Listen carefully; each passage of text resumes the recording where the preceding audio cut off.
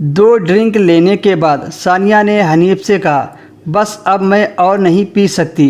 तो हनीफ ने कहा, अच्छा एक और ले लो मेरी खातिर। सानिया ने मुस्कुराते हुए गिलास पकड़ लिया।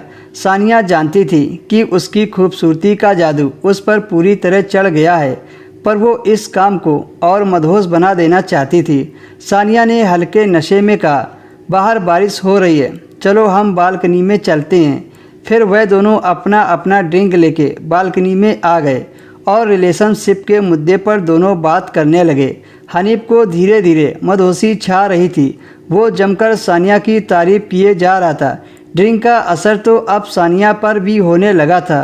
हनीफ बात करते करते सानिया से बोला, तुम्हारे होंठ बेहद खूबसूरत है, मेरा दिल कर रहा है कि मैं इन्हें चूम लूँ।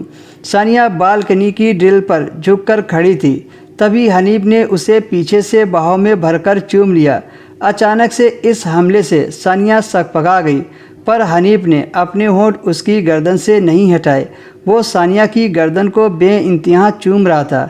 दोनों पर शराब का असर था। सानिया की आंखें बंद हो गई थी। वो चाहकर भी विरोध करने की हालत में नहीं थी। हनीफ लगातार सानिया की पीठ पर चुंबनों की बारिश किए जा रहा था।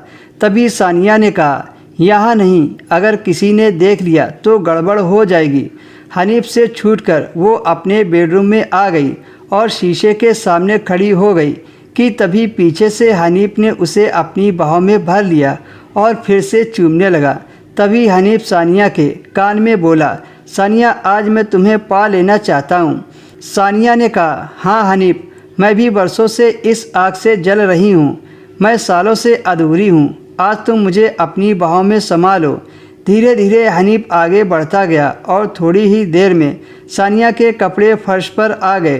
फिर सानिया हनीफ से लिपट गई। वो दोनों धीरे धीरे बेड की तरफ बढ़े और हनीफ को धक्का देकर सानिया ने उसे बेड पर गिरा दिया और कमान अपने हाथ में ली। अब सानिया काम वासना से तड़प रही थी। सानिया का हर एक अंग टाइट हो गया था। हनीफ ने आगे का काम जारी रखा और कुछ ही पल में सानिया के मुंह से सिसकारियां निकलने लगीं।